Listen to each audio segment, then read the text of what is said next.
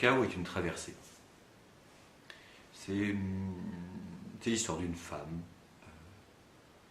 emprisonnée dans un hôpital de dingue, qu'un interne en médecine, plus précisément en obstétrique, va rencontrer. Et cet interne va se passionner pour son cas.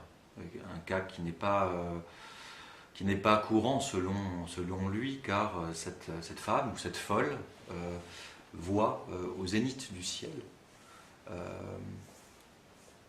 en toutes circonstances et à tout moment, une masse spongieuse, rougeâtre, violacée, une sorte de corion, de soleil rouge, dont elle parle tout le temps. Et l'interne va tenter, l'interne qui se prend d'amitié pour elle, va tenter va la faire sortir de son hôpital de fous et va tenter de la faire rejoindre, de la faire retrouver sa sœur jumelle qui habite dans un autre pays. Donc voilà, c'est l'histoire folle et complètement allégorique, et totalement fantaisiste, hallucinée d'un voyage entre une ville et une autre où se trouve et où demeure la sœur de la folle. Et tout au long du livre, on apprend toute la vie de cette folle, de sa sœur, de leur famille. On voit aussi comment la relation entre cet interne en médecine et cette folle s'affine, est parfois tendue, et parfois amoureuse, parfois dans l'amitié, parfois il y a des rapports de force, parfois il y a des... Voilà, et jusqu'à des retrouvailles avec quoi d'ailleurs, avec la sœur ou avec... voilà, et ça la fin le dit. Le but du jeu, c'était de supprimer toutes les représentations ou tous les repères connus de tous.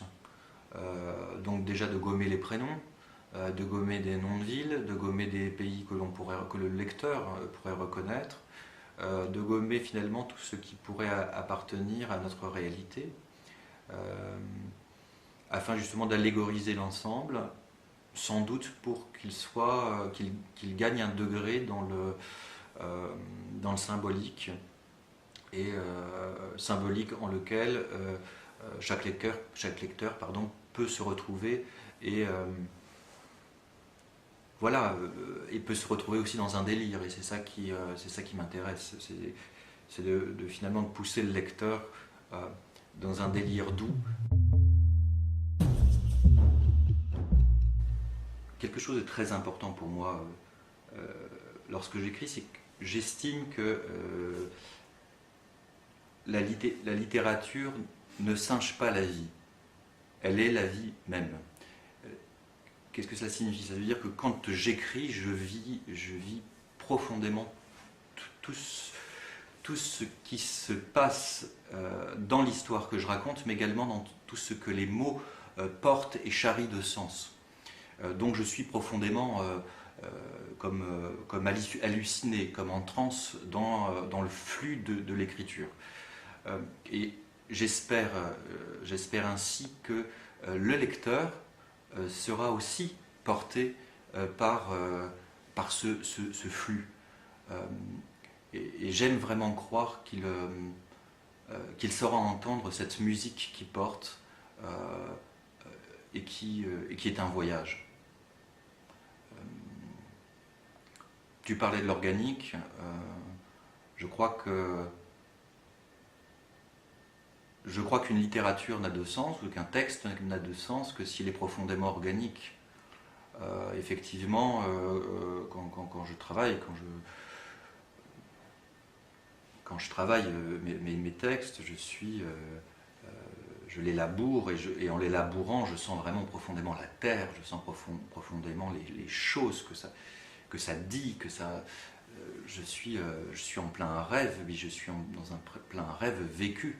Et tout cet espace sensoriel et perceptuel de la chose vécue, de la chose imaginaire vécue, est certes une autre réalité, mais une réalité qui se transporte et qui se transporte vers le lecteur.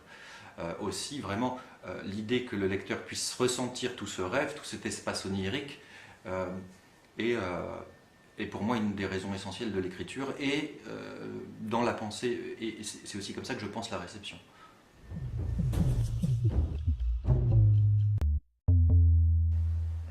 Alors, déjà, je ne crois pas, je ne crois pas aux autobiographies. Cela n'existe pas. Moi, la seule chose qui m'intéresse en littérature, c'est de retrouver effectivement ou de faire émerger à partir d'un point personnel et factuel de notre propre histoire quelque chose qui soit par l'allégorie d'universel. Et donc, en cela, ce roman, Chaos, n'a plus rien à voir avec mon histoire. Et s'il y avait quelque chose d'autofictionnel, ça serait une autofiction du nous, une autofiction de la communauté, de ce que nous sommes. Ça serait un degré au-dessus dans l'ordre symbolique des choses. Ça serait... ça n'a plus rien à voir avec moi. Je crois que je parle vraiment de nous tous. La folle joue avec la langue, s'exprime presque de la même façon qu'en pensée, ça coule. Syntaxe claire, malgré l'hermétisme anguleux de son discours parfois désordonné. Là est toute la force et l'autorité de sa voix.